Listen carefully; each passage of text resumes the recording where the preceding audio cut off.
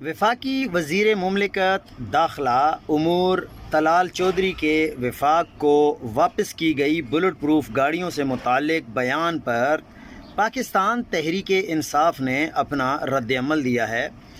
وزیر اعلیٰ خیبر پختونخوا نے واضح طور پر یہ موقف اپنایا ہے کہ وفاق کی جانب سے صوبوں کو دی جانے والی گاڑیاں پرانی، اقوام متحدہ سے استعمال شدہ اور خستہ تھیں، جو کسی طور بھی صوبائی پولیس کے معیار کے مطابق نہیں ہیں۔ اس لیے ان گاڑیوں کو وفاق کو واپس بھجوانا بالکل جائز اور اصولی موقف ہے۔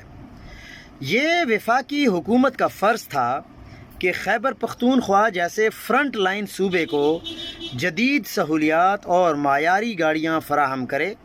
صوبے کے پولیس افسران اور جوان اپنی جانیں خطرے میں ڈال کر ریاست کی حفاظت کر رہے ہیں۔